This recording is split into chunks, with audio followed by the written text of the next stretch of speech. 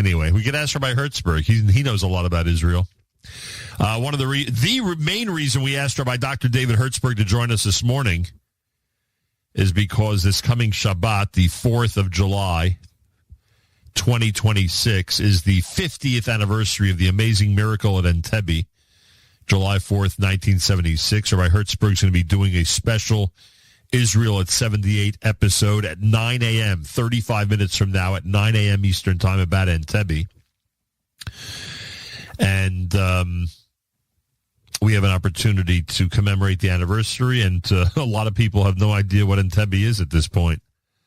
But those of us who were alive at the time and were following the news closely at the time and celebrated at the time, very meaningful to us. So by Dr. David Hertzberg, a pleasure to welcome you back to JM in the AM.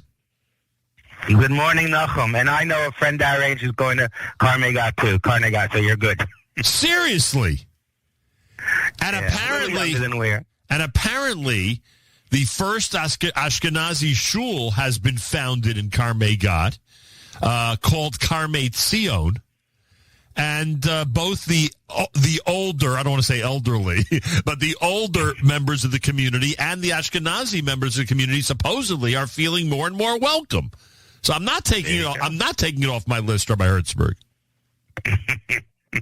By the way, am I right that in Katzrin no night swimming, or I'm wrong about that?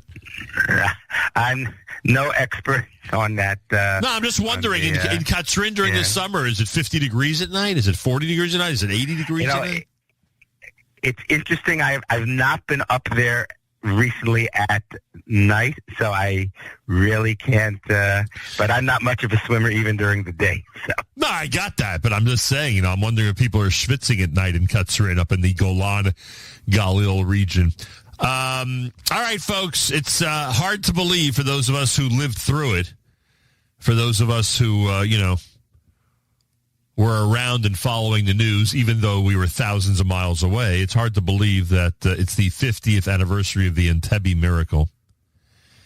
Rabbi Hertzberg, I'm assuming when you meet students in their teens, even in their 20s, and you mention the word Entebbe, or you bring up the phrase Kol HaKavod LaTzahal, or you say Yoni Netanyahu, or you say any other reference or any other, or if you say maybe if you say Operation Thunderbolt, then they'll get it. Maybe they'll get that, right? But many in the younger part of our community are not aware of what happened 50 years ago this week. That's for sure. No, even the kids who know about it, learned about it, it certainly doesn't resonate with them the way it does for those of us who were around back then, and were feeling the tension at that time leading up to the rescue. Now, what can listeners expect? Because there are a lot of ways to approach the miracle of Entebbe, and you're obviously going to be focusing on it at 9 a.m. in an episode that airs 30 minutes from now right here on NSN. I mean, there's the technical part. There's the, experience of the hostages part. There's the praise for the Air France crew. I mean, are you able to get all of these angles in, or did you concentrate really on one or two main things in terms of the story? So I concentrated on a few of the main things and a few of the relatively new things that have come up in the research in the past, let's say, 5 years. And I think my goal in an episode like this is to keep people's interest so that they'll go out and learn some more, and they'll read some more, and they'll research more on their own, because new things have come out, and even the things that we knew already, it's just fascinating when you start putting all the things together. Now, and I'm assuming you heard about the hostage who returned last week to Entebbe, right? Yes, that video going around, singing Am Yisrael and saying the bracha. Do you know? By the way, I'm sorry. Which is a big issue. One of the halachic discussions about who gets to say that bracha, family members or whatever. So that's a fascinating video clip on so many different levels. Well, a hostage themselves, obviously, 100% can say the bracha, right? Yeah. And do you know where it was said? Like, do you know if that was said at the first airport location, the second terminal location? You have any idea? Was it the actual room where the... Yeah. Great question. So I believe it was said in the vicinity of the old terminal. Now, it's interesting that the Entebbe airport has been rebuilt. I believe it's one of the nicest airports in Africa. Wow. I think they put in $1 billion to rebuild that airport. But I believe that what we saw on that video was near the actual site of the old terminal where they were held and where the rescue effort took place. And that was relatively untouched for the last 50 years, or you wouldn't go that far to say that? I don't think it was. There were things that were taken down in that area, I believe.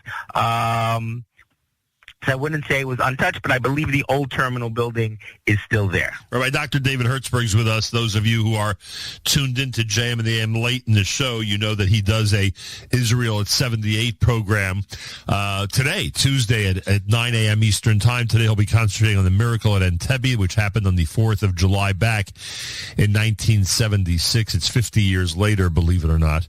So remarkable. Now, you spend so much time in your series of Israel at 78 discussing the political situation. How do we look at the Entebbe episode politically? Was it a political hot potato? Was it something that had the potential to divide the Israeli government? Did it, in fact, unite everybody the way you would think an episode like that would? How would you look at it from a political point of view?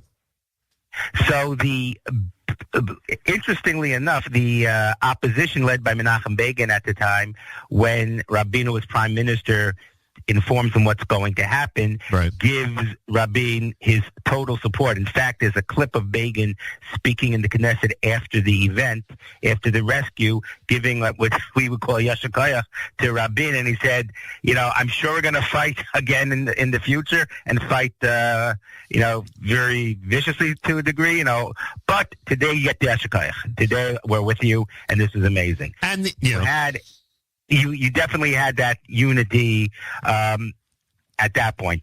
Interestingly enough, politically, up until that point, you had a major debate between Peres and Rabin whether to do the military action or not, right, and who would be the one responsible for it. Prior hijacking episodes, and kids today wouldn't believe how many hijackings there were in that era. Today every precaution is taken to make sure that there's no potential for any type of weapon to be on a plane, but hijackings back then were very common.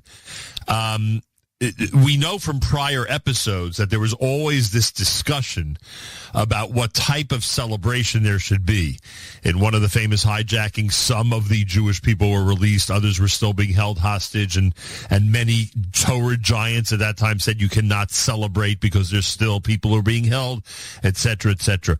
What was the mood as Israel, the whole state, and the movie reflects this, is ready to celebrate and really does celebrate, and at the same time, obviously, they lost some of the hostages, right? I mean, a relatively small number, but, there's no such thing as a small number when it comes to losses like that. And, of course, the courageous Yoni Netanyahu. So was there a mixed bag of emotions, or it was so euphoric that they pulled it off that really, despite all the losses, the Jewish people around the world found themselves in the throes of celebration?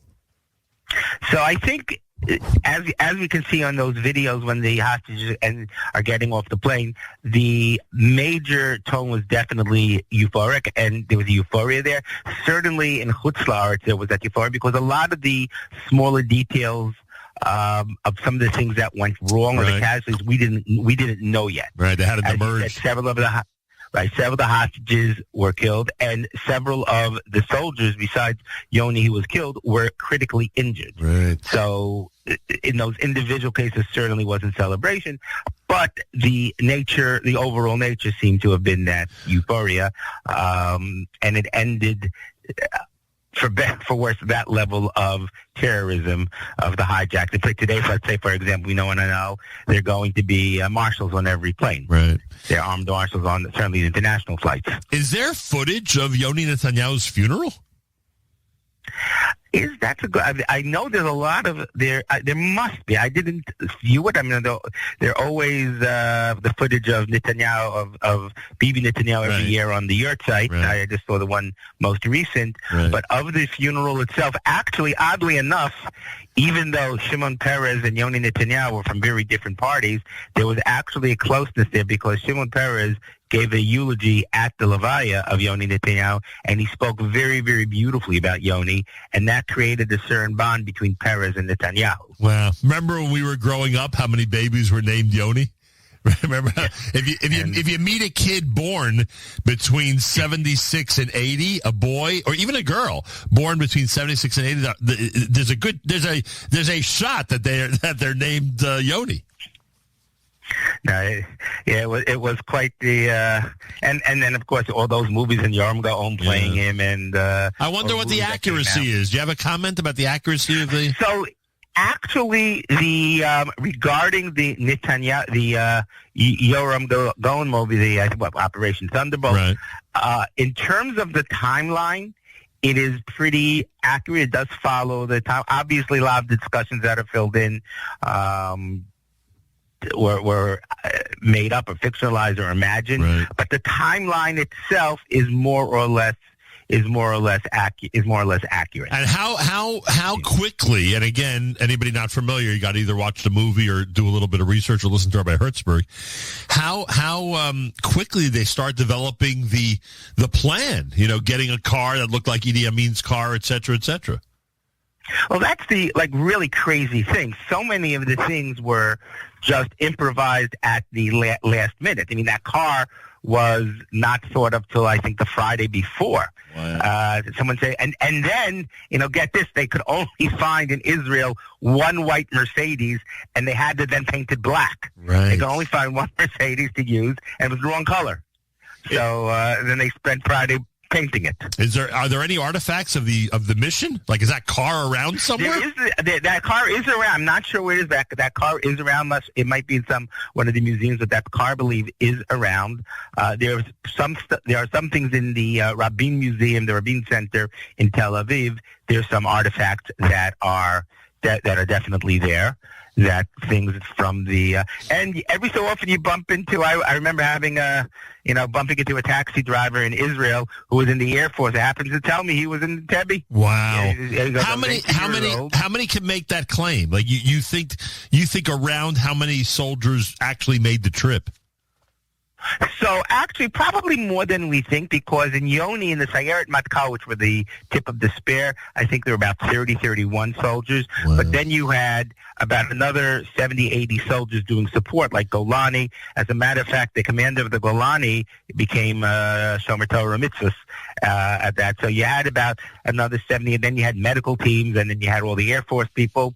So there are probably between 150 or so people who, besides the hostages, that is, who were actually there.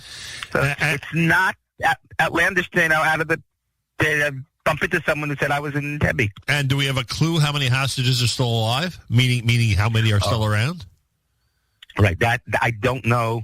Because the one who went back to Entebbe, like, I'm wondering, is that a real exception, or there's 25 people that could have made that trip? Like, I'm so curious about that. Yeah, no, I think that they're because you also had kids on. Right. You also had kids, and here's an interesting thing that in doing the research, when they did that selection and put the Israelis and the Jews, even who didn't have Israeli passports, right. which was really harking back to the Holocaust. Right. On the one interesting thing that I found out in the research was, however bad that was on so many levels, it actually gave the Israeli government a certain freedom of operation, because they no longer had any people with foreign French or British people that they had to worry about in terms of. So there was a relief that said, oh, now we can. Not only do we have the PR aspect, but it gives us a greater freedom of operation. What an important point that is. Because that blew me away, realizing that. Because once Israeli citizens, or those who the world considers Israeli citizens, Jews, are isolated, then that all bets are off. Then the Israelis, feel they can go in and act accordingly to try to save their brethren. It's pretty amazing. Right. At that point, France's major concern was that their Air France plane not get damaged. I wonder then, in all seriousness, I wonder if the Israelis regretted that the Air France crew insisted on staying with the Jewish hostages, because it made the point that you just made. It made that a little bit more difficult.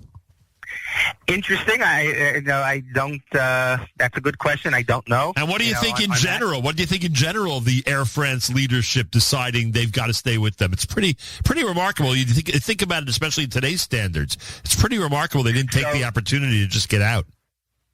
So there, I think it was, and again, there is some debate that whether all the flight attendants wanted to stay and how much of a choice that they were given. But I think that was the old school of leadership. Right. That, the captain goes down with the ship. The captain goes down with the ship. Right. I think, with some interviews with the captain, the French captain, it was it wasn't even a question in his mind that he should stay. And I think Israel lauded him, right? Didn't they years later give him some award or? Israel lauded him. Air France, if the French didn't so much at first, they were a little bit upset. So that's a story in and of itself. But for sure, he was a hero, and he would not leave his passengers, for sure. Unbelievable, I'll tell you. It's and when you think about it, look, we always celebrate the victory, obviously, and the rescue, which was amazing, despite the unfortunate, terrible losses. But it could have been an absolute disaster. We've seen rescue attempts on this planet, and they don't always go according to plan. In fact, you're saying something so true that in Rabin's mind, he considered it, and I think I mentioned this in the episode, that as long as fewer than 25 of the hostages would have been killed, he was going to view it as a success. Right. So. And by the way, if there's one thing the movie does capture, it's how torn he was with the whole thing. That they do well. And that was very, very accurate. I mean, the movie also gave us the song Eretz Tzvi and the tune from Yeshivah for Tzahal. Correct. We can't for... But I think that was real footage. I think the footage of Rabin was real Rabin footage from that time. Right. All the political people in that movie was real footage of Perez and of Rabin. All the other right. They actually there's no one playing the characters. You see the back of the head, someone playing. Everything is real footage. And for those, I'm sorry. No, go ahead. I'll tell you one of the things that also doing the research, it makes you really believe in a Kadosh Baruch Hu, because and Moshe Feinstein has a tshuva to this effect as well, because so many things needed to go right, and so many things that went wrong there that could have caused. And it's mathematically, I think it's easier to believe in a Kadosh Baruch Hu than to say mathematically this could have happened. Right. When you see the big picture of everything. And by the way, not to put a damper on it, but it works the other way as well. On October 7th, 10 things had to go perfectly for the enemy, and obviously the one above oversees everything, as we know. And so, but this is such an important point you're making about that specific operation, how everything had to go right, and it's remarkable how everything went right. Just the whole thing is incredible. And for those curious about the current prime minister, obviously the younger brother of Yoni Netanyahu, he was in the United States when this happened, correct? I think he was... Correct. He said one of the hardest things in his life was that he had to drive to the university where his parents were living to inform them that night that Yoni had been killed. Right. So they were all in the U.S. when all this was going on. And Yoni Netanyahu, by the way, is an even bigger figure than this episode, than how this episode paints him, because he probably for sure he would likely have been Ramatkal and chief of staff, and he was a brilliant guy. Even as a teenager, well-read, and even as a teenager, he was one of these really deep thinkers who I'm sure you've seen his letters and some of the things he left behind. Mm-hmm. And, I'll never, the thing I always talk about is how frustrated he was because they went to high school in the United States. At least he went to high school in the United States. At least part of high school in Philadelphia, I think it was. And he was so frustrated by the interests of his classmates.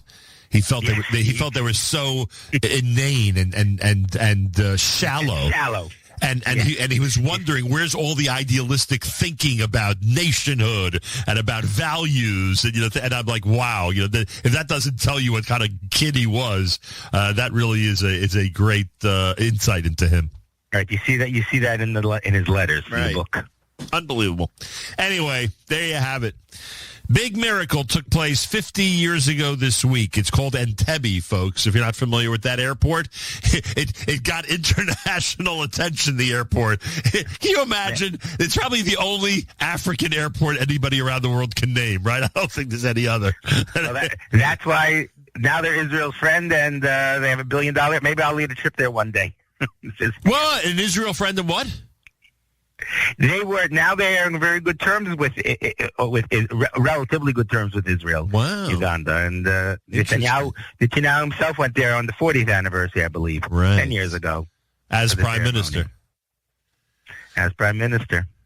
Pretty amazing. Yep. I'll try. How the world changes. Yeah, you could say that again. Life is funny, as they say. Coming up, 9 a.m. Eastern Time, 15 minutes from now, the Entebbe special, part of the Israel at 78 series, done brilliantly each week by Rabbi Dr. David Hertzberg right here on NSN. Can't thank you enough. Enjoy the big anniversary. Everybody will be thinking about it on this 4th of July. And remember, have a great day. I wonder how many people, Rabbi Hertzberg, before you leave us, I have to ask one thing. I wonder how many people around the world still have a keepsake of that miracle 50 years later, Idi Amin T-shirts with him saying Kol HaKavod LaTzahal. Remember that one? I don't fully remember that. Everybody in summer camp during the month of August that year had that shirt. It was a shirt of a silhouette of Idi Amin, I think even with a cigar or cigarette in his mouth in his uniform, and speaking, in that speak bubble, said the word Kol HaKavod LaTzahal. So everybody was saying Kol HaKavod LaTzahal, even the leader of Uganda. So there you go. It was quite the time that summer. Could say that again. Thank you so much for joining us, and a big Yeshivah on this special. Thank you, Nachum. Have a great day. Rabbi Dr. David Hertzberg, Entebbe is his topic. 50 years later, happening at 9 a.m. Eastern Time, right after JM and the AM this morning here on the Nachum Segal Network.